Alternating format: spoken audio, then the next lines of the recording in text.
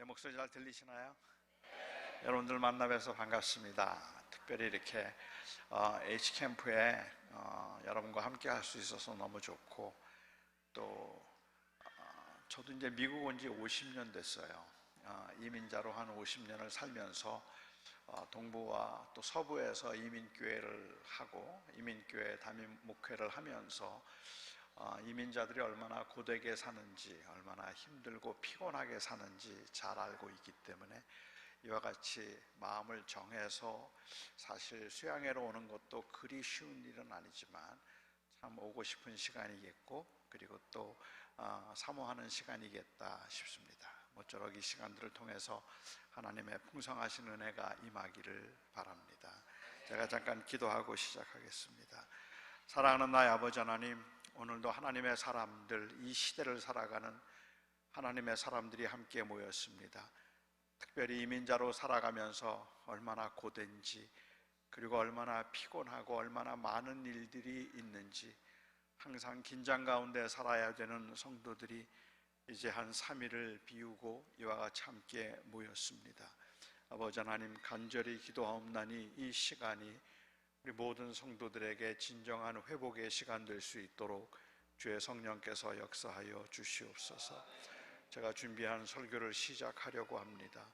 아버지 하나님, 간절히 기도하옵나니 주의 성령께서 함께 하심으로 하나님의 위로가 있는 시간 되게 하시고 주의 은혜가 있는 시간 될 수 있도록 저를 감추시고 하나님의 말씀만 드러나게 하여 주시옵소서. 예수 그리스도의 이름으로 기도합니다. 아멘. 여러분은 행복하십니까? 지금 현재 순간은 캠프에 와 있으니까 행복하다 말씀하실 수도 있기는 하겠는데, 행복이라는 말을 아마 우리가 많이 쓰는 히브리어로 한다면 샬롬이겠죠. 평안하십니까? 라는 그러한 의미가 행복하십니까? 라는 의미일 텐데, 사실 행복이라는 말도 어떻게 정의하는가에 따라서 그 의미가 조금씩은 달라지겠다는 생각이 들어요. 유발 하랄이라고 하는 교수가 이 세이피언스라고 하는 책에서 행복을 정의할 때 그는 행복을 이렇게 정의합니다. 행복이란 부나 건강, 공동체와 같은 객관적인 조건에 전적으로 좌우하지 않고 객관적인 조건과 주관적인 기대 사이의 상관관계에 의해서 결정된다라고 했습니다. 첫날부터 정말 어렵게 이야기를 하고 있습니다. 너무 어려운 것 같으니까 다시 한번 제가 말씀을 드릴게요. 부는 건강, 행복이란 부나 건강 혹은 공동체와 같은 객관적인 조건에 전적으로 좌우하지 않고 객관적인 조건과 주관적인 기대 사이의 상관관계에 의해서 결정된다라고 했습니다. 여전히 말이 좀 어렵기 때문에 제가 좀 설명이 필요할 것 같기는 한데, 제 오늘 설교하고 관련이 있는 것 같아서 먼저 소개를 해드렸습니다. 돈이 많으면 행복할까요? 성경은 마른 떡 한 조각만 있고도 화목한 것이 온 집안에 생선과 고기가 가득하고도 다투는 것보다 더 낫다고 했습니다. 특히 그리스도인들의 경우라면 돈이 많으면 행복하다는 말에 동의하지 않을 겁니다. 하지만 그러니까 돈은 하나도 중요하지 않고 마음의 평안만 유지하면 그러면 된다는 그 말도 사실은 문제가 있습니다.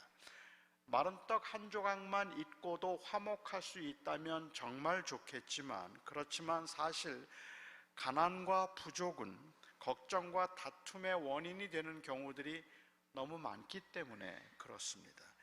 특히 교인들의 경우에는 먹고 살기가 정말로 힘들고 빠듯한데, 그런데 자꾸 신앙의 성숙을 이야기하면서 항상 기뻐하라고 말하고 항상 감사하라고 말하고 범사에 감사하라고 그렇게 말하면 범사에 감사하지 못하고 늘 불안과 불평 가운데 살아야 하는 자신이 너무 믿음이 없는 것 같아서 때로는 불필요한 죄책감마저 갖게 됩니다.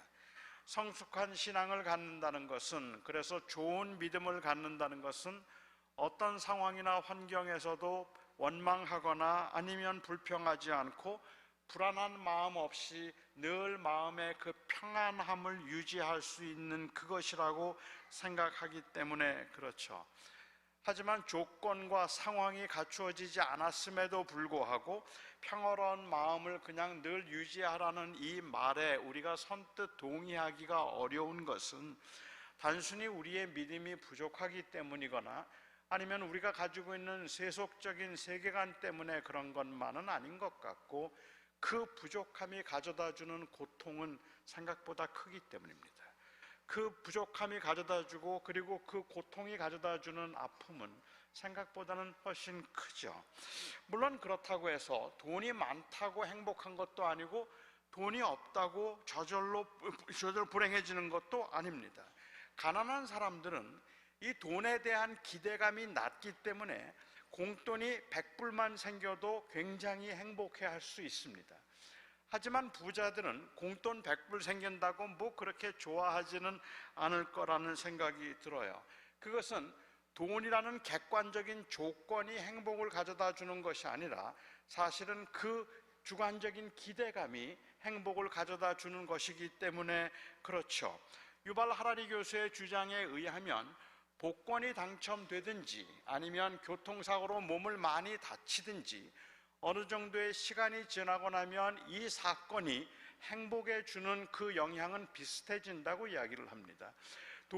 복권에 당첨돼서 돈을 많이 벌면 웬만한 일에는 행복감을 느끼지 못하는 거예요. 모든 것들이 그냥 다 시시해 보이는 그렇게 될 것이고, 그리고 또한 교통사고로 몸을 많이 다치고 난 사람은 얼마의 시간이 지나고 난 다음에는 통증 없는 하루에도 감사하단 말입니다. 오늘은 내가 며칠을 편하게 잘 수 있었다는 사실 때문에도 감사할 수 있고, 그리고 오히려 만족할 수 있기 때문에 행복은 그냥 단순히 객관적인 조건에 의해서만 결정되는 것이 아니라 바로 그 필요한 것을 채워야 되는 객관적인 조건과 그리고 주관적인 기대감 사이의 상관관계에 의해서 결정된다라고 그렇게 하라리 교수가 말을 한 거죠.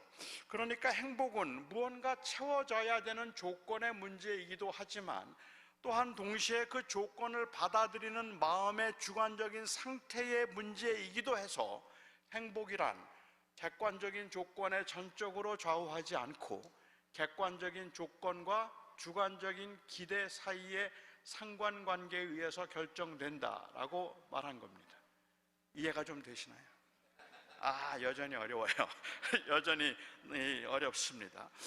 돈만 있으면 행복하다는 말도 맞는 말이 아니지만 돈이 없어도 마음만 편안하면 행복하다는 말도 맞는 말이 아니라는 겁니다. 저는 이러한 하라리 교수의 분석에 한편으로는 동의를 하면서도 또 다른 한편으로는 동의하기가 어렵습니다. 왜냐하면 행복과 행복감은 구별되어야 한다고 생각하기 때문이고, 하라리 교수는 지금 행복을 말하고 있는 것이 아니라 행복감을 말하고 있다고 생각하기 때문에 그렇죠.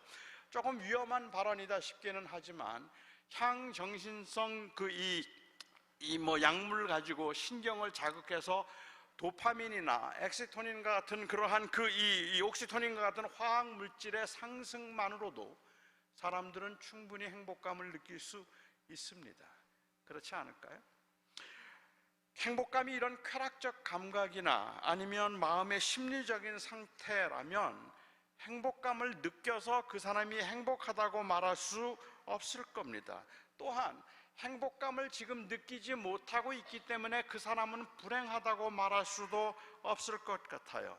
마약을 하면서 느끼는 그 쾌감은 누구도 원하지 않는 감각이겠지만 그때 느끼는 쾌감과 복권이 당첨되었을 때 느끼는 쾌감이 생물학적으로 같은 것이라면, 그렇다면 우리가 추구하고 있는 것은 단순히 행복감을 느끼는 것이 아니어야 한다는 말씀을 드리고 싶은 겁니다.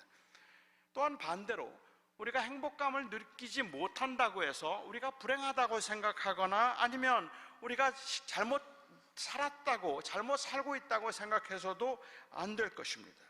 제가 이렇게 말씀을 드리는 이유가 있다면, 서론에 이렇게 말씀을 드리는 것은 우리가 신앙생활을 하면서도 이러한 감각을 성숙이라든지 혹은 행복이라고 여기는 것은 아닐까 싶기 때문에 그렇습니다.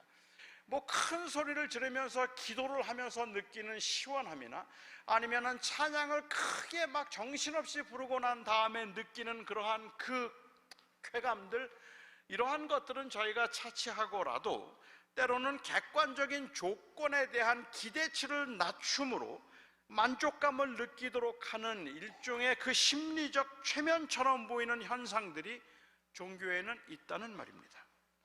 남편에게 매를 맞고 사는 부인이 그 현실을 피하지 않고 도대체 어떻게 행복할 수 있을까요? 이틀에 한 번씩 매를 맞다가 사흘 동안 매를 맞지 않았다는 사실로 인한 안도감, 이걸 행복이라고 말해도 괜찮겠습니까? 지난주에는 매 맞은 자리가 너무 아파서 잠을 잘 수 없었는데 이번 주에는 그래도 좀 잠을 잘 수 있었다고 말하는 그 낮은 기대치에서부터 오는 그 위로를 우리가 과연 신앙으로 추구하고 있는 것이라고 보아야 되겠는가 말입니다. 하루에 한 끼도 해결하지 못하는, 그래서 못해서 그 버겁고 배고픔 가운데 살던 사람이 따뜻한 밥상을 대하고 난 후에 나는 재벌도 이제는 부럽지 않다고 그렇게 감사하는 모습을, 저런 게 바로 인생의 행복이고 저런 게 바로 신앙의 성숙이라고 그렇게 말해도 괜찮은가 말입니다. 만일 그 사람이 그 따뜻한 밥상을 한 달만 받는다면 아마도 한 달쯤 지나고 난 다음에는 따뜻한 밥상 앞에 아무런 감사도 느끼지 않을걸요? 그러면 이 사람은 신앙을 배반한 사람이고 배은망덕한 사람이고 은혜를 잊어버린 사람이라고 그렇게 말해도 괜찮을까요? 더구나 이러한 말들을 꽤 제법 편안하고 풍성하게 사는 사람들이 자꾸만 자족하라 그러고 행복하라 그러고 있는 것에 만족할 줄 알라고 말할 때 그때 느끼는 그 허전함, 그건 생각보다 클지도 모르겠다고 생각합니다.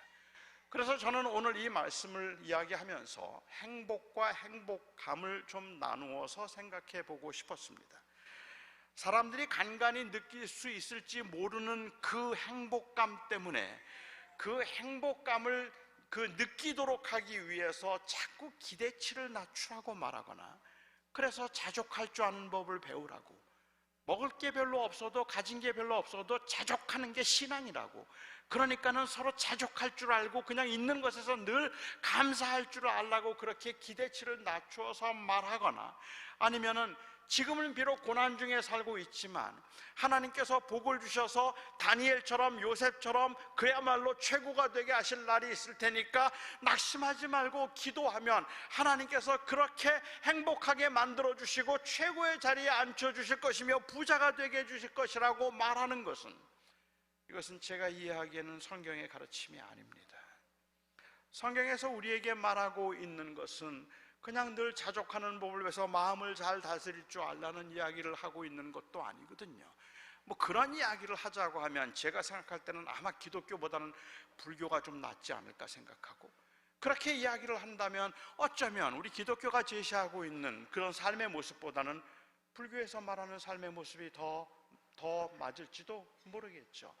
그렇다고 해서 우리가 지나치게 기복적으로 생각해서 하나님께서는 기도하는 자의 기도를 들어주시고 하나님께서는 그렇게 부르짖는 사람들의 그 부르짖음을 들어주셔서 기어코 그들을 믿음으로만 잘 산다면, 하나님 앞에 흔들리지 않고 믿음만 잘 지키면 자녀들 다 좋은 대학 가게 될 것이고 그리고 또한 그 사업이 형통하게 될 것이라고 그렇게 말하는 것도, 이것도 사실은 맞는 말이 아닌 것 같다는 말입니다. 복을 구하는 기도, 내적인 평안을 추구하는 것은 우리의 한계에서 비롯된 불가피한 것이라고 할지라도 저는 이것은 다 결국은 행복감의 이야기라는 생각이 든다는 말이죠. 고난 중에도 즐거워하라고 말하고 환난 가운데도 그 환난을 통해서 하나님의 영광을 즐거워하게 되는 것, 그것을 지금 바울이 말할 때 바울은 단순히 행복감을 말하고 있는 것은 아니겠다 하는 생각이 듭니다. 성경이 이 부분에 관해서 가르치는 전제는 명백합니다. 인간은 애당초 행복하지 않습니다. 인간은 절대로 행복할 수 없습니다. 인간은 궁극적으로 불행합니다. 인간은 궁극적으로 불행해서 120살까지 건강하게 살아도 불행하고, 좋은 집에서 그야말로 떵떵거리며 살아도 불행하고, 가난하게 살아도 불행하고, 모든 것을 소유한 왕도 불행하고, 아무것도 소유하지 못한 그러한 천한 백성도 다 불행하다는 말입니다. 아무리 많은 것을 가졌다 할지라도 인간은 결국은 불행해지는데, 행복해지기 위해서 120살까지 살려고 열심히 건강을 지키려고 애를 쓰고, 그리고 또한 열심히 돈을 모으지만 그것들이 가져다 주는 것은 결국은 그냥 일시적인 행복감일 뿐입니다. 인간이 궁극적으로 불행한 이유는 죽음 때문입니다. 그 죽음 앞에서 우리가 무엇을 소유했다고 할지라도, 무엇을 얻었다 할지라도 결국은 그 모든 것들을 다 놓을 수밖에 없는 그 죽음 때문에 인간은 불행하다는 말이죠. 가난하고 버겁게 산 사람들만 불행한 것이 아니라 모든 권력과 능력을 가지고 세상을 다스리는 사람들도 불행하죠. 인간이 가지고 있는 일시적인 소망은 행복감으로라도 만족할 수밖에 없을 만큼 사실은 인간은 절망적인 것입니다. 행복감은 마약을 해도 느끼고, 그리고 성적 쾌감에서도 느끼고, 박사학위를 받았을 때도 느끼고, 좋은 집 새로 장만했을 때도 느낍니다. 그러나 그래서 인간이 궁극적으로 행복해지는 것은 아니기 때문에 행복감을 느낄 수 있는 방법은 다양하다 할지라도 그 행복감에 우리가 잠시라도 안주하려고 하는 것은 인간의 불행하다는 그 궁극적인 결과 때문에 그렇다는 말입니다. 한 고등학생이 게임 중독에 빠졌어요. 그 어머니가 저에게 이 아들이 너무 심각하다고 저보고 상담을 좀 해달라고 이야기를 해요. 그래서 제가 그 고등학생을 만난 적이 있습니다. 만나서 이야기를 하는데 그 고등학생이 저한테 그렇게 얘기해요. 자기는 40살까지 그냥 매일 게임만 하다가 40살에 죽는 게 꿈이래요. 자기는 방에서 나오지도 않고 먹을 것만 주면 그냥 게임만 하다가 40세에 죽는 게 꿈이다라고 그렇게 이야기를 해요. 부모님은 그를 설득하면서 그래도 좋은 대학도 가고 열심히 공부해서 좋은 대학 가서 번듯한 직장을 가지고 결혼해서 아이들 낳고 행복하게 살면 그게 좋지 않겠니? 라고 이야기했죠. 그 아이의 대답은 뭘까요? No, I don't want it. I am most happy only when I play game. 나는 게임할 때가 제일 행복해요. 나는 좋은 집도 원하지 않고요. 나는 그렇게 좋은 대학을 가는 것도 원하지 않고 오래 살기도 원하지 않아요. 나는 그냥 내가 살아있는 동안에 내가 하고 싶은 거 다 하면서 살다가 그냥 죽는 거. 그렇게 죽으면 그냥 하고 싶은 거 다 하다 죽는 게 그게 자기의 꿈이래요. 자기는 게임할 때 가장 행복하다고 이야기를 해요. 그 아이의 상태가 이건 중독의 환각 상태라고 그렇게 진단을 한다고 하더라도 인생을 허무적인 것으로 보고 있는 사람들의 입장에서 볼 때는 이 아이에게 줄 수 있는 답이 너무 궁합니다. 그러니까는 그 아이에게 뭐라고 말해 주시겠어요? 그래도 좋은 데 가야지 행복해? 그래도 돈 많이 벌면은 그러면 행복할 거야? 그런 사람들이 더 잘 살잖아. 오래오래 잘 살잖아. 오래오래 잘 살면 so what? 그래서 내가 곧 죽을 거라면 그게 무슨 의미가 있냐고 말하는 그 아이를 무슨 말로 설득할 수 있을까요? 이게 인간의 궁극적인 불행이란 말입니다. 그리고 이러한 불행한 인간에게 주어진 유일한 객관적인 조건은 생명뿐입니다. 다시 살 수만 있다면, 살아날 수 있다면, 살 수 있다면 그것이 그를 행복하게 해줄 수 있는 유일한 객관적인 조건입니다. 이 생명을 포기하고 나면, 아니 이 생명에 대해서 체념하고 나면 행복감을 느끼다 그러다가 죽는 것이, 조금 오래 느끼다가 죽는 것이 최선의 행복이겠다라고 그렇게 생각하겠지만, 인간의 궁극적인 행복은 다시 살 수만 있다면 생명의 문제입니다. 그것이 있어야 행복하죠. 이러한 인생의 불행한 상태를 가리켜서 성경은 죄인됨이라고 부르고, 인간의 행복한 상태를 가리켜서 이 자녀됨이라고 그렇게 부릅니다. 성경이 모든 사람이 다 죄인이다라고 얘기할 때, 모든 사람이 죄인이라는 말의 의미는 사람은 누구나 다 나쁜 짓을 조금씩 했다는 뜻이 아닙니다.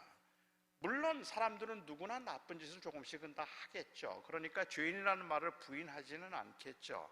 하지만 성경이 말하려고 하는 그 의도는 의도는 그냥 단순히 우리도 사람 누구나 다 하나님 앞에 나쁜 짓을 했기 때문에 다 죄인이라고 이야기를 하는 것이 아니라, 사실은 모두가 다 죄인이기 때문에 나쁜 짓을 한다고 말을 할 거라고 봅니다. 인간의 궁극적인 죄인됨을 말하고 있는 그 죄인됨의 증거는, 그것은 우리가 캔디를 훔쳐 먹었느냐 아니면 야동을 본 적이 있느냐 하는 것으로 결정되지 않습니다. 제가 고등학교 1학년 때 예수님을 영접했어요. 그리고 고등학교 2학년 때 예수님을 영접하고 고등학교 2학년 때 제가 목사가 되겠다고 헌신했어요.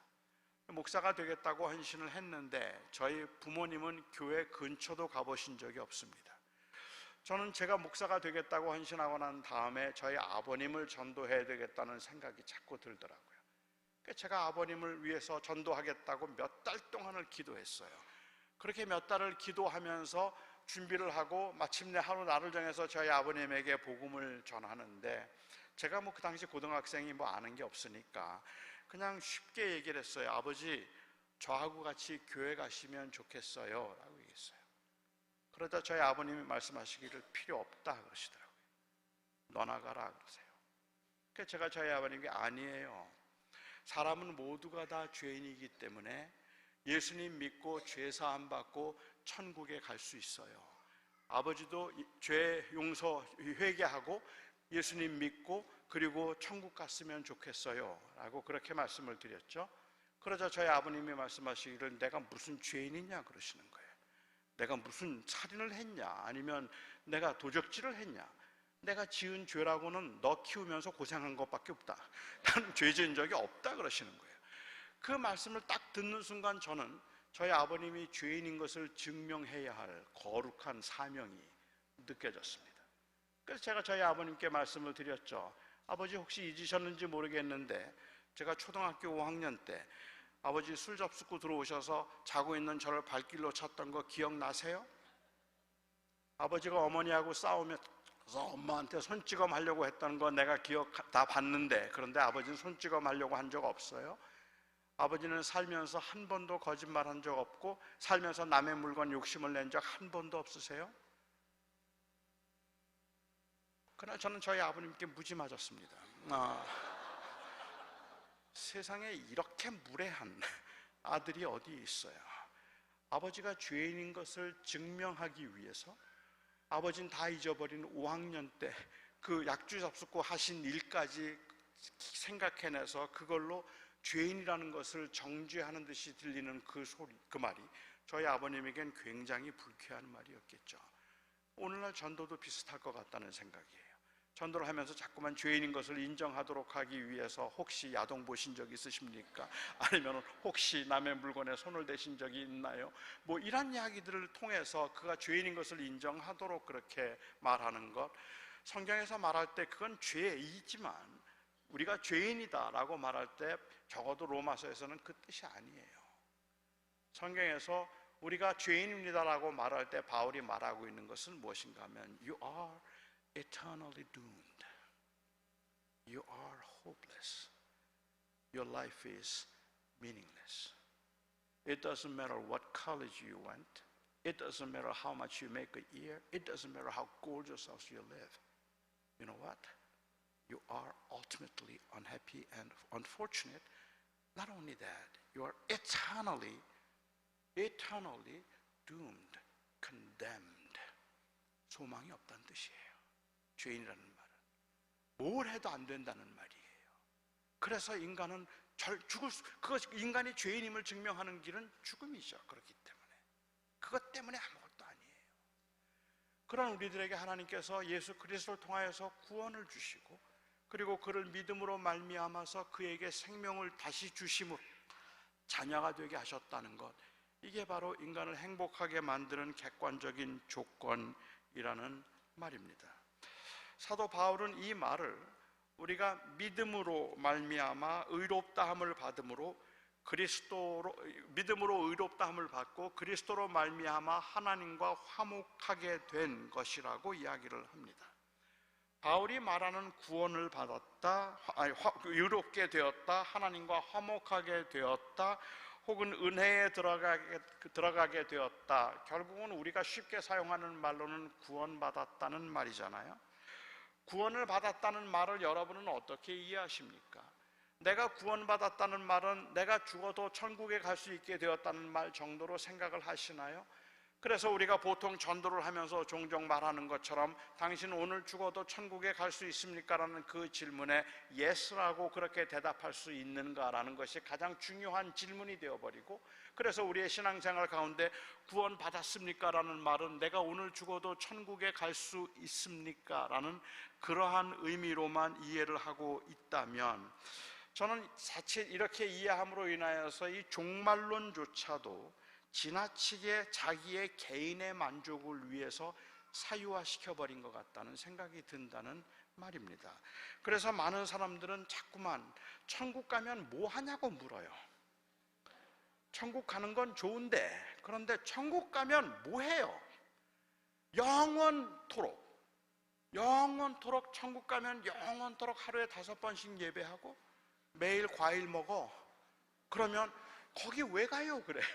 거길 왜 가요? 그게 무슨 재미가 있을까요? 제 아들은 저한테 지속적으로 궁금하게 물었던 것이 천국 가도 게임 하느냐는 거예요. 천국 가도 게임 할 수 있는가? 그래서 어떤 분들은 너무 강아지를 사랑한 분들은 천국 가서 내가 그 강아지와 같이 살 수 있을까요? 거기에서 행복감을 느낄 수 있기 때문에 그렇기도 하겠죠. 천국 가면 뭘 할까?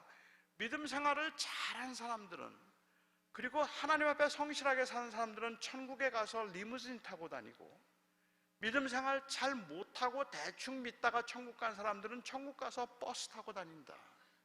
믿음 생활 잘한 사람들은 천국에 가서도 그야말로 호화스러운 삶을 살지만, 그렇지 않은 사람은 천국 가서 그냥 대충 살게 되고, 예수 잘 믿은 사람들은 천국에 들어가서 면류관을 쓰고 의의 면류관을 쓰게 다닐 것이고, 그냥 적당히 믿던 사람들은 천국에 가서도 개털 모자를 쓰고 다니게 될 것이다 라고 그렇게 이야기를 한다면, 저는 이 땅에서 얼마나 열심히 살아야 되는가를 그렇게 권장하기 위해서 한 말이라고서는 이해가 되기는 하지만, 제가 아마 묻고 싶은 것은 That's it? 그게 다예요? 아니, 그것 다라면 그럼 천국 가서 그 하는 것들이 조금 재미가 없을 것 같다는 생각이 들기도 하지 않습니까? 왜냐하면 이거 한 500년만 하면 괜찮겠는데 영원히 해야 돼요. 영원히. 아니, 거기에서 그렇게 좋은 집에 산다고 그게 무슨 의미가 있을까? 어쩌면 이것조차도 사실은 자기 만족과 자기의 개인의 어떤 그 행복감을 찾고 있는 그러한 이야기처럼 들린다는 말입니다. 어떻게 생각하고, 그냥 거기 가면, 천국 가면 내가 자고 싶을 때 자고 먹고 싶을 때 먹고, 천국 가면 내가 하고 싶은 거 마음대로 할 수 있고 내가 하고 싶은 건 아무것도 하지 않아도 되는 것이 천국이라고, 그래서 천국이 좋은 것이라고 이야기를 한다면, 만약에 정말 그러면 솔직히 이 땅에 사는 동안에 하는 건 뭐든지 재미없을 것 같고요, 진짜 그걸 믿는다면. 그리고 또한 이 땅에서 제법 좀 즐겨본 분들은 천국이 시시할 겁니다. 해보니까 그거 별거 아니더라. 물론 천국에서는 날마다 새로울 테니까 항상 기쁠 겁니다라고 말하면 그럴 수도 있겠지만, 여전히 저는 우리가 천국에 관해서 이야기를 하고 있는데 천국이 자꾸만 자기 중심적인 삶의 표현 방식으로밖에 들리지 않는다는 거죠. 내가 어떻게 하면 천국 가서 즐기고 누리고 좋아할까, 이렇게 편안하게 살까 하는 것을 더 많이 생각하기 때문에 그렇죠. 구원이란, 바울이 그 5장에서 설명하고 있는 구원은 하나님과 화목하게 되는 것입니다. 사도 요한은 이것을 하나님의 자녀가 되는 권세를 얻는 것이라고 했습니다. 그러니까 구원은 결국은 하나님의 자녀가 되는 권세를 다시 회복하는 것이죠. 잃어버린 바 되어서 절망 중에 있던 사람들이 다시 하나님의 자녀가 되는 신분의 회복이고, 거역했던 자가 하나님의 자녀로 다시 돌아와서 하나님의 자녀들 안에 완성된 하나님의 주권을 회복하는 것이고, 그리고 망가졌던, 죄로 인하여 망가졌던 피조물들이 원래의 상태로 회복되는 것, 그게 바로 구원입니다. 그러니까 구원을 받았다라고 이야기하면 이 구원을 통하여서 드러나고 나타나게 되는 것은 하나님의 하나님 되심이 온전히 드러나는 것, 그게 구원이란 말입니다. 그 하나님의 하나님 되심이 온전히 드러남으로 인하여서 모든 피조물들이 그로 인하여 진정한 자유를 누리고 그 안에서 만족하고 그 안에서 감사하게 되는 것, 그게 바로 구원이라고 말하고 있다는 말이죠. 아직은 이 땅에서는 그리스도인들 안에서만 회복되었지만 그리스도께서 다시 오실 그날 모든 사람들, 모든 주권과 모든 통치와 모든 권력과 모든 능력이 예수 그리스도의 주되심을 인정하며 하나님의 하나님 되심을 인정하여 그 앞에 온전하게, 그리고 또한 정당하게 합당한 예배와 찬양을 드리게 됨으로 인하여서 만들어지는 그 완전함, 이게 바로 구원이라는 말입니다. 그러니까는 구원을 통해서 우리가 정말로 추구하고 즐거워하는 것은 내가 거기에서 얼마나 누리며 살 수 있을까의 문제가 아니라 하나님의 영광이 회복된다는 데 구원의 기쁨이 있다는 말이죠. 그 하나님의 영광이 회복될 수 있다는 사실을 인하여서 즐거워하고 기뻐하는 것이기 때문에 그 고난과 환난 중에 있으면서 여기 나는 환난 중에도 오히려 즐거워한다, 하나님의 영광을 바라며 즐거워한다고 얘기했는데, 아마 대부분의 영어 성경은 이것을 번역할 때 We rejoice in hope of the glory of God. We rejoice in hope of the glory of God. 내가 그 고난 중에 있으면서 기뻐하는 것은 이 고난 중에서 하나님께서 나를 다시 회복시키시므로 내가 얼마나 많은 걸 누리게 될까 하는 것으로 인해서 기뻐하는 것이 아니라, 내가 비록 이 세상이 다 부조리 되고 다 부조리하고 엉망이 됨으로 인하여서 고통 가운데 있기는 하지만 내가 정말로 기뻐하는 것은 in hope of the glory of God, 하나님의 영광이 나타나는 것을 인하여 나는 기뻐한다는 거죠. 그가 말하는 하나님의 영광은 무엇일까요? 바로 하나님의 다스림입니다. 하나님의 주권입니다. 그 하나님의 주권과 다스림이 온전히 나타나서 하나님이 하나님 되심을 인하여 이를 기뻐하고 이를 즐거워하고 모든 피조물이 그를 찬양하고 영광을 돌리게 되는, 이것이 진정한 의미에서의 회복이고, 이게 바로 구원이고, 이것이 바로 우리들에게 있어서 주어진 더할 수 없는 그러한 최고의 특권이라는 말입니다. 만일 우리가 궁극적으로 추구하는 것이 따라서 하나님의 다스림의 회복이라면 이를 위한 즐거움, 그것이 우리가 추구하고 우리가 바라고 있는 그것이라고 한다면, 저는 이 땅에 사는 동안에도 그리스도인들은 바로 하나님의 하나님의 다스림을 인정함으로 인하여서 이 진정한 행복을 경험할 수 있단 말이죠. 이것이 우리가 경험하고 추구할 수 있는 진정한 샬롬이라고 생각을 합니다. 바울은 이 하나님의 통치에 대한 소망으로 즐거워한다고 했어요. 이 말은 단순히 고난을 당해도 그냥 나는 하나님 믿는 사람이고 천국 가면 내가 마음껏 누릴 테니까 하하 호호 헤헤 웃을 수 있는 그러한 여유를 말하는 게 아닌 겁니다. 여기에 내가 즐거워한다는 이 말은 그냥 감정적인 상태를 말하고 있는 거죠. 어떻게 즐거워할 수가 있어요? 어떻게 즐거워요? 아니 지금 사업이 망해가는데 어떻게 즐거워요? 남편이 아프고 아내가 아픈데, 그런데 어떻게 내가 그 고난 가운데 즐거워할 수 있냐는 말입니다. 하나님께서 회복시켜 주실 것이다, 언젠가는 다 잘 될 테니까 괜찮을 것이라고 생각하고 그 극심한 고난과 그 피곤한 가운데서 웃을 수 있냐는 말이에요. 안 돼요. 안 돼요. 여기 지금 바울이 그 고난당하는 교인들에게 내가 환난 중에도 그 하나님의 영광을 바라봄으로 인하여 나는 즐거워한다라고 이야기했는데, 여기에 바울이 사용하고 있는 즐거워한다는 이 단어는 로마서 5장에서 한 번 사용된 단어예요. 다른 곳에서 즐거워한다는 말을 할 때는 이 단어를 쓰지 않았는데, 그런데 바울은 여기에서 이 단어를 쓰고 있어요. 그 단어의 의미는, 즐거워한다는 말의 의미는 인정한다는 말이에요. 부끄러워하지 않는다는 말이죠.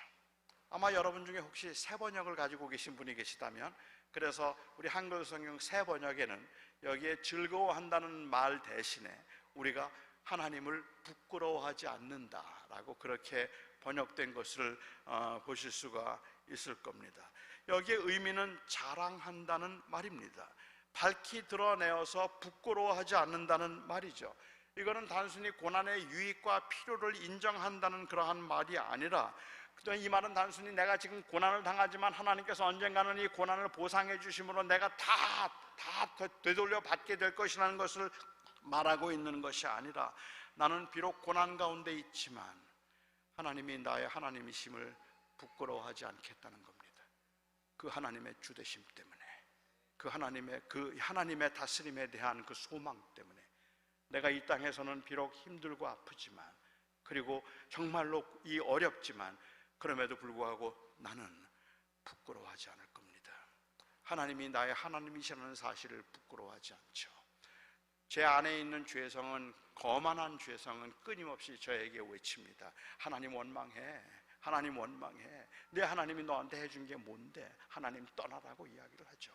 그 극심한 고난 가운데 남들과 비교해 볼 때 나는 정말로 어렵고 버겁게 살아간다고 생각되는 그 사람들의 삶의 현장에서 내가 그 하나님을 부끄러워하지 않겠다고 이야기하는 것은, 나는 그럼에도 불구하고 하나님이 내 인생을 다스리고 계시다는, 내가 아무것도 아닌 것 같지만 그럼에도 불구하고 하나님이 나를 주관하시고 나를 다스리시는 그 하나님이라는 사실을 인하여서 나는 그것을 결코 부끄러워하지도, 아니면 그것을 결코 피하지도 않겠다, 이 말을 지금 바울은 하고 있는 겁니다. 그것이 내가 고난 중에 즐거워한다라는 그러한 의미입니다.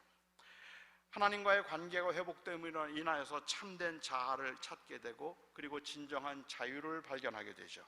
다시 말하면 이제 하나님께서 우리의 주인이 되신다는 그 사실이, 그리고 그 주권이 그날 온전히 회복될 것이라는 그 사실 때문에 우리 믿는 사람들은 이 땅에 사는 동안에도 삶의 현장에서 그리스도의 주되심을 인정하겠단 말이에요.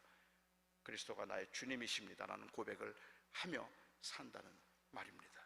만일 그렇다면 그리스도가 나의 주님이 되십니다, 주님이 내 삶을 다스리십니다, 그래서 저는 행복합니다, 저는 괜찮습니다 라고 그렇게 말함으로 평화를 유지하는데, 즉 행복을 유지하는데 가장 방해가 되는 게 있다면 뭘까요? 가장 방해가 되는 것이 있다면 제가 생각할 땐 자기 중심성에서 비롯된 비교입니다. 이 세상에서는 끊임없이 그 비교를 하게 만들고, 비교에 의해서 사람들은 일시적인 행복감을 찾아서 만족하려고 하죠. 그리고 때로는 그 비교에 의해서 내가 굉장히 불행하다는 생각을 하기도 하는 겁니다. 어쩌면 이 세상에 지금 벌어지고 있는 모든 그 평화롭지 않은 상태, 이 김지찬 교수가 얘기한 것처럼 샬롬이라는 그 말의 반대말이 엔샬롬이에요. 평화가 없는 상태. 그리고 사사기의 시대 때를 엔샬롬의 시대였다, 평화가 없는 시대였다라고 말하는데, 지금 이 시대가 왜 평화가 없는 시대일까를 생각하면 하나님의 통치를 인정하지 않고 자기 스스로가 주인이 되어서 살아가려는 그 사람들 사이에 치열한 경쟁 때문에 그렇다는 말이죠. 서로의 비교 때문에 그렇다는 말입니다. 인간의 불만 대부분은, 저는 그 삶의 현장에서 오는 불편함 때문에 오는 것이 아니라 사실은 비교 때문에 오는 경우들이 더 많겠다 하는 생각을 합니다. 저는 요즘 걷는 게 점점 더 불편해집니다. 조금 작년보다 조금 더 불편하고요. 이제 많이 걷는다 그러면 겁이 덜컥 나죠. 이렇게 계단이 한 3개쯤 있으면 전 못 올라옵니다. 그래서 누군가의 도움을 받고 계단을 올라와야 되니까, 지금은 거의 저는 근육이 없어서 걷는 것도 불편하고, 그리고 오래 서 있는 것도 때로는 불편하기도 하고, 그리고 계단을 올라오는 것도 저한테는 굉장히 불편합니다. 이 불편함 때문에 때로는 굉장히 우울해지기도 합니다. 때로는 이 불편함 때문에 서글퍼지기도 하고, 그리고 공연히 제가 위축이 되는 경우도 있습니다. 하지만 제가 살아가는데 제가 잘 걷지 못한다는 것보다 훨씬 더 불편한 게 있습니다. 제가 이렇게 잘 걷지 못한다는 것보다 훨씬 더 불편한 게 뭘까요? 제가 날지 못한다는 겁니다. 제가 날 수만 있다면 저는 살아가는데 너무너무 편리할 것 같은데, 제가 날지 못한다는 사실 때문에 저는 참 많이 불편해요. 하지만 저는 제가 한 번도 제가 날지 못한다는 사실로 인하여서 우울감을 느껴본 적이 없습니다. 제가 날지 못한다는 사실 때문에 내가 불행하다고 생각해 본 적도 없습니다. 굉장히 불편한 것이지만, 물론 한 번도 경험하지 못하는 것이니까 기대감이 낮아서 그렇다고 말할 수도 있겠죠. 하지만 기대감이 만일 그러한 그 개인 자기 중심성에서부터 비롯된 것이라고 한다면, 제가 날지 못함에도 불구하고 이것 때문에 우울해하지 않는 이유는 아무도 날지 못해서입니다. 아무도 날지 못하기 때문이죠. 여기에 오늘 세 분만 날면 다 불행해지는 거 아시죠?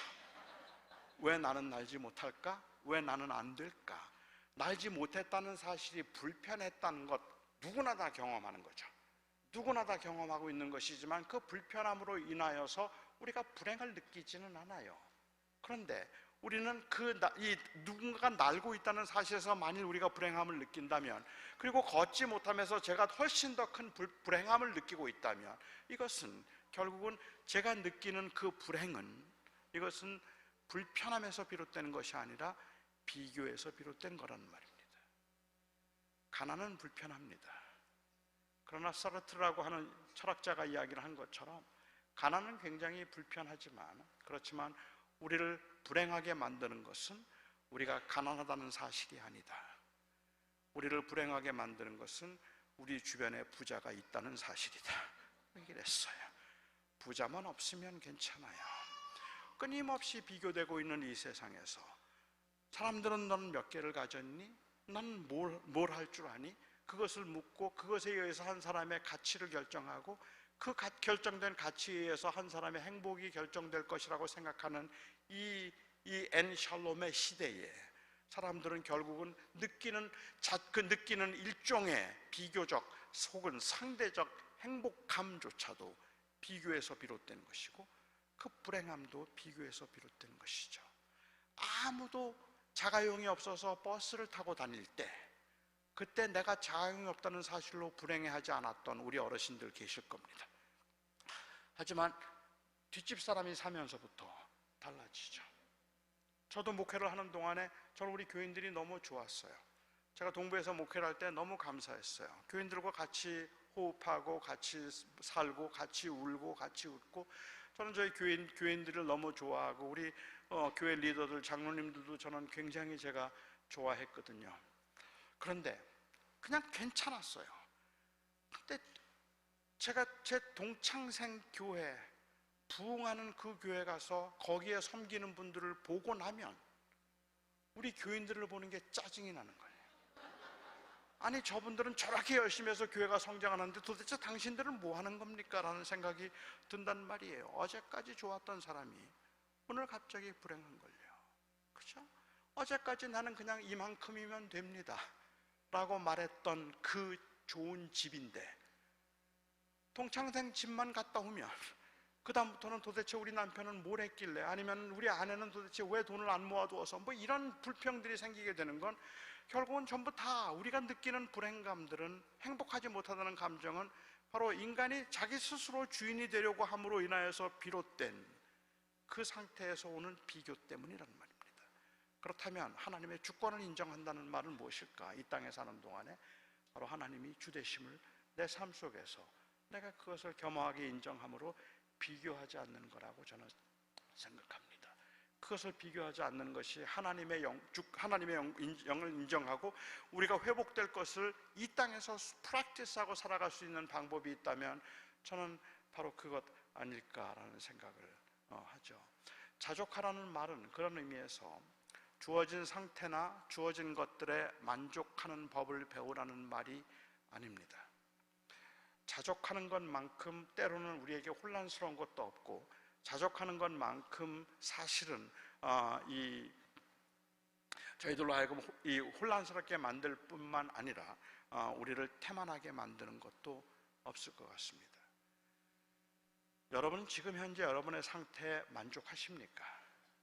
여러분들은 자족하십니까? 전 아니에요. 저는 제 상태가 만족스럽지가 않아요.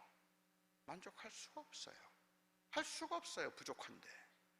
저는 지금보다 조금만 더 건강했으면 좋겠어요. 아니, 저는 많은 거 요구하지 않습니다. 제가 뭐 날아다니기를 원하는 것도 아니고 뛰어다니기를 원하는 것도 아닙니다. 저는 지금보다 조금만 더 건강했으면 좋겠어요. 그런데 그 조금이 항상 나를 아쉽게 만드는걸요. 그래서 저는 지금 현재 제 건강 상태에 저는 만족할 수 없어요. 저는 지금 소셜 세큐리티를 받아서 살고 있어요.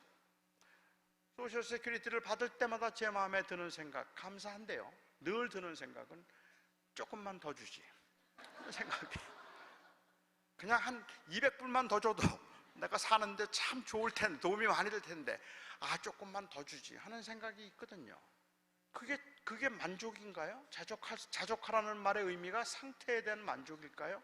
여러분들의 자녀들에게 여러분들은 지금 만족하십니까? 아니, 여러분들의 자녀의 성적이 계속 그냥 BCC인데 내가 자족하기를 배웠노니 나는 우리 아들이 더 공부를 잘하지 않기를 원하며 그냥 그 자리에서 계속 그렇게 있기를 원하노라, 이런 분 계십니까? 절대로 그렇지 않을걸요.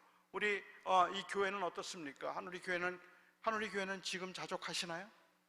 주님, 더 이상 크지 말게 하시고 이 교회가 더 자라지도 말게 하시고 그냥 여기가 좋사오니 이대로 딱 있게 해주시옵소서, 뭐 그런 건가요? 그렇지 않잖아요. 우리 청년들의 경우도 지금 자족하지 않잖아요. 여러 청년들이 느끼는 그 불안감은 지금 현재 상태가 자족스럽지 않다는 말이잖아요. 아닌가요? 우리는 어떤 경우에도 상태에 자족하지 않습니다. 바울이 이야기를 할 때 나는 자족하는 법을 배웠다 얘기해요. 내가 가난에 처할 줄도 알고 내가 풍부에 처할 줄도 알고 내가 배부름에 처할 줄도 알고 배고픔에도 처할 줄 알아서 나는 일체의 비결을 배웠노니 내게 능력 주시는 자 안에서 내가 모든 것을 할 수 있느니라, 나는 자족하기를 배웠노라 얘기합니다. 내게 능력 주시는 안에서 내가 자족하기를 배웠다는 이 말의 의미는 어떤 경우에도 제가 볼 때는 상태에 대한 만족이 아닙니다. 지금 감옥에 있는 게 너무 좋기 때문에 제발 내가 여기서 나오지 않게 해주시고 그냥 여기서 그냥 끝까지 있게 해주셔서 그 이야기를 하고 있는 게 아니잖아요. 오히려 이 바울은 빌립보서 1장에서 그가 고백하기를, 나는 제일 원하는 게 있다면 나는 지금 주님께 가는 거다 그랬어요. 내 육체의 뜻을 떠나서 내가 주님과 함께 하는 것, 난 그걸 제일 원한다. 하지만 하나님께서 나로 하여금 너희를 보게 해주신다면 난 그것도 좋다 라고 얘기했거든요.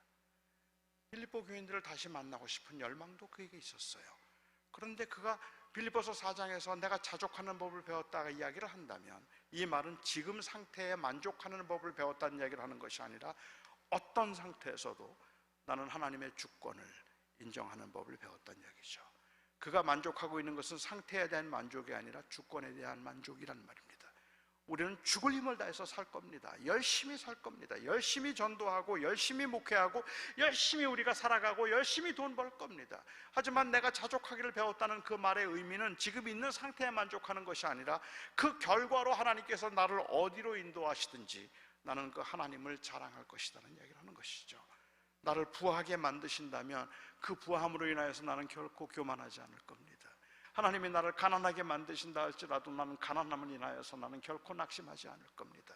내가 다른 사람과 비교해서 내 행복감을 찾으려고 하는 것이 아니라 하나님이 나를 다스리는 분이시라면, 하나님께서 나에게 적게 해주셨던, 하나님이 나에게 많게 해주셨던, 하나님이 나를 고난 가운데 있게 하셨던, 아니면 하나님께서 나로 하여금 참으로 편안하고 안전한 곳에서 살게 만드셨던, 저는 어떤 곳에서든지 하나님이 나의 하나님이심을 부끄러워하지 않을 겁니다. 인정할 겁니다. 그게 바로 환난 중에 즐거워한다. In hope of the glory of God. 하나님의 영광을 바라며 그 온전히 주권이 회복되는 그날을 바라며 라는 말이죠. 여기 한글 성경에는 우리가 하나님과 화목함을 누리자라고 그렇게 권유형용으로 되어 있습니다.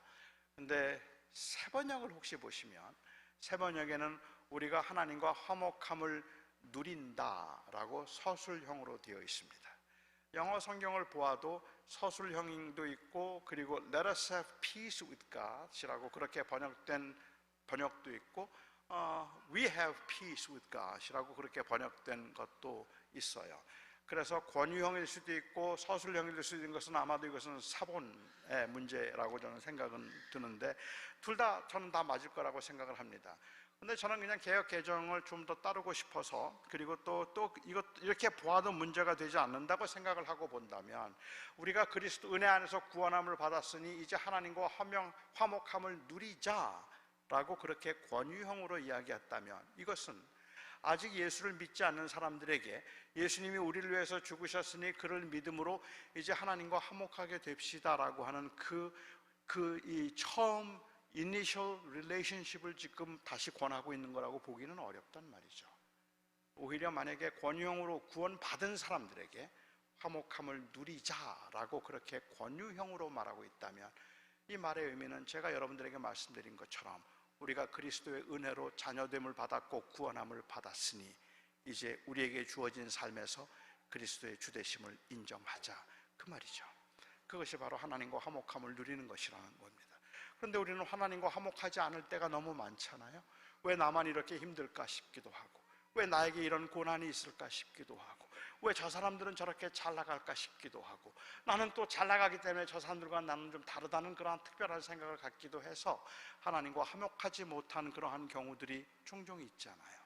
저는 오늘 이 저녁에 여러분들에게 말씀을 드리면서 우리가 정말로 어떤 상황에 있든지 우리가 정말 그리스도를 통하여서 이제 우리에게 진정한 생명이 주어졌다면, 그 우리에게 주어진 영원한 생명 때문에 여러분 절대로 낙심하면 안 됩니다 하는 말을 하고 싶은 거예요. 절대로 교만하면 안 되지만 절대로 낙심하면 안 되는 겁니다. 왜냐하면 하나님이 다스리시니까. 아직까지는 완성되지 않았지만 그 하나님의 다스림이 여전히 내 삶 속에서는 유효하니까 말입니다. 그래서 바울은 말하기를 이제 이 환난은 인내가 연단을, 그리고 연단이 소망을 이룬다라고 얘기합니다. 글쎄요, 어떤 분들은 이 말씀을 약간 그 causal connection을 가지고 원인과 결과로 와서 환난을 받으면 우리가 인내심이 생기고, 인내심은 우리를 연단하게 되고, 그 연단이 우리로 하여금 소망을 갖게 한다고 그렇게 보는 분들도 계시기는 한데요. 근데 저는 제가 고난 가운데 살아봐서 그런지는 모르겠지만, 고난 때문에 인내가 생긴다면 우선 고난 때문에 인내가 생기기보다 고난 때문에 인생을 정말 망치는 분들도 너무 많이 봤고, 제 경우에 있어서도 고난 때문에 인내가 생긴다면 저는 그 고난 노 땡큐예요.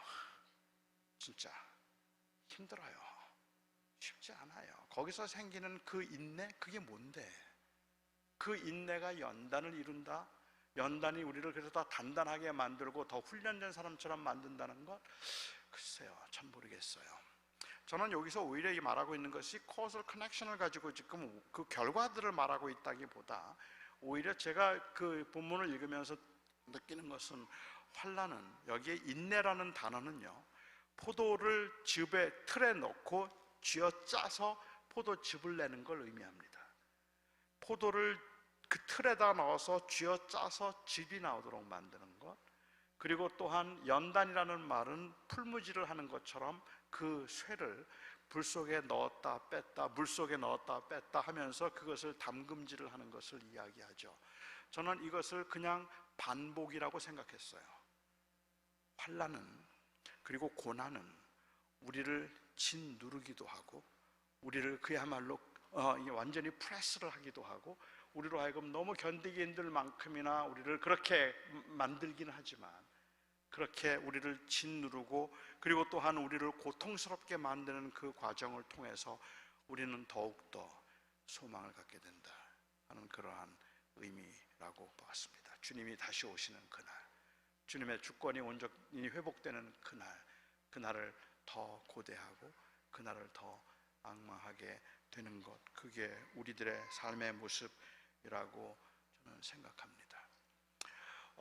제가 요즘에 이제 여기저기 교회들을 많이 다니면서, 제가 교회를 다니면서 보는 이 모습들을 보면 우리 교인들이 특별히 굉장히 많이 지쳐 있다는 생각이 들기도 하고, 특별히 우리 청년들의 경우를 보면, 우리 청년들의 경우는 제가 보기에는, 제가 생각하는, 제 판단에는, 제 분석에는 우리 청년들은 지금 거의 이 패시미스틱 히도니즘에 빠졌다 이렇게 생각을 할 수 있어요. 약간은 허무적인 쾌락주의. 허무적 쾌락주의라는 말은 우리 청년들을 묘사하는 한 단어를 말하라면 저는 아마 uncertainty, 불확실함을 말할 것 같아요. 옛날에는 공부를 하면 됐는데요, 요즘은 공부해도 잘 몰라요. 옛날에는 열심히 하면 뭔가 됐다고 생각했는데 이제는 잘 안 돼요. 그래서 청년들이 제일 싫어하는 두 마디가 있대요. 청년들이 제일 싫어하는 두 마디, 하나는 심는 대로 거둔다는 말을 싫어하고, 그 다음에 두 번째로는 티끌 모아 태산을 싫어한대요. 티끌 모아서는 절대로 태산을 못 이룬다는 것이 그들이 보고 있는 현실이에요. 그러한 상황에서 느끼는 그 불안감, 그러니까 어차피 안 될 거니까 그냥 즐기자예요. 어차피 해도 안 될 텐데 그 뭐하러 애를 쓰느냐, 그냥 즐기자는 거죠.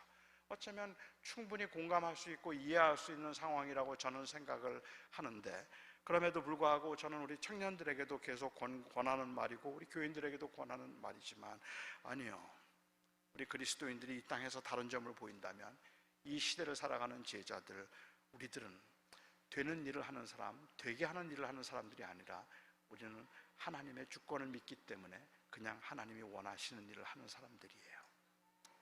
안 돼도 괜찮아요. 그날이 있으니까.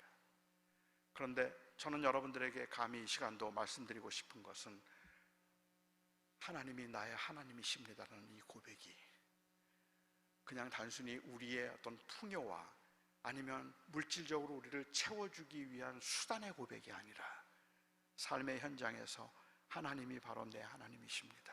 나는 그래서 내가 아파도, 내가 힘들어도, 내가 어려워도 나는 절대로 원망하지 않고 나는 오히려 더 열심히, 더 최선을 다해서 살아갈 겁니다 라고 그렇게 고백할 수 있기를 바랍니다.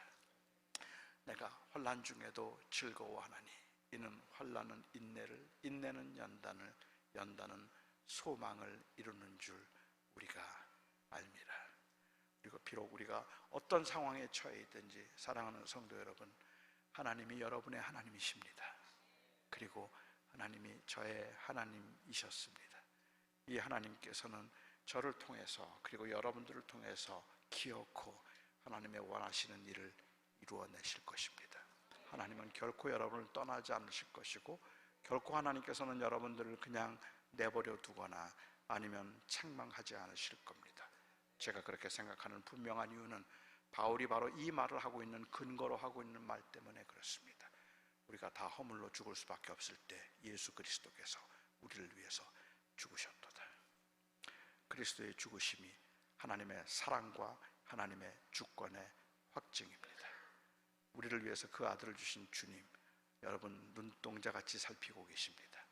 우리의 원함대로 인생이 되어지지 않는 것 같다 할지라도 저는 감히 여러분들에게, 감히 그 힘들고 어렵게 살아가는 여러분들의 삶의 현장을 알면서도 저는 오늘 감히 여러분들에게 말씀드립니다. 괜찮습니다. 괜찮습니다. 하나님이 함께 하십니다. 기도하겠습니다. 이 시간에 저희가 잠깐 기도하는 시간을 좀 갖고 싶어요. 혹시 여기 오신 분들 중에 많이 지친 분들이 꽤 많을 거라고 생각을 하고, 도대체 믿는다는 게 뭘까 때로는 의아스럽기도 하고, 왜 내가 하나님을 잘 믿는다고 생각했는데 내 인생은 왜 이렇게 힘들지? 내가 어디에서 뭘 잘못했기 때문에 내가 이렇게 힘든 거지? 혹시 그런 마음 때문에 하나님과 화목할 수 없는 분이 계시지 않습니까? 하나님은 너무 불공평하세요. 하나님은 나에게 아무것도 좋은 걸 주신 적이 없어요. 하나님은 내 기도를 들어주신 적도 없고, 하나님은 내 삶에 들어오셔서 나를 정말로 편하고 쉽게 해주신 적이 한 번도 없었어요. 늘 아팠고 늘 불안했고 늘 힘들었어요. 정말 하나님, 혹이라도 하나님이 도와주실까 해서 간절히 기도도 하고 매달려 부르짖기도 하고 봉사도 했지만, 그럴 때마다 제 마음속에 느꼈던 그러한 쓸쓸함 때문에 오히려 더 마음을 닫을 수밖에 없었어요. 혹시 여러분들의 삶의 현장이 너무 버겁다고 생각하는 분들 계시다면 오늘 그 환난 가운데 바울이 하고 있는 말을 좀 주의 깊게 들어주시기 바랍니다. 내가 극심한 환난 가운데 죽을 뻔한 고비를 수없이 넘기며 살지만 나는 이 환난 중에도 나는 하나님이 나를 다스린다는 것을 나는 인정한다. 하나님이 내 하나님이신 것을 나는 부끄러워하지 않을 거다. 이 고백을 여러분들이 한번 하실 수 있으면 어떨까요? 사랑하는 성도 여러분, 한번 우리가 입을 열어서 주님 앞에 기도할 때 하나님 너무 힘들어요, 하나님 너무 아파요, 너무 지쳐요, 기도하세요. 하지만 그럼에도 불구하고 저는 하나님이 내 삶의 내 주인이시, 내 인생의 주인이시고 나를 다스리는 이름은 내가 인정합니다. 내가 인정하고 싶습니다. 내가 자랑하겠습니다. 내가 부끄러워하지 않겠습니다. 하나님 앞에 한번 같이 한 목소리로 기도하며 주님 앞에 나아갑니다. 기도하겠습니다.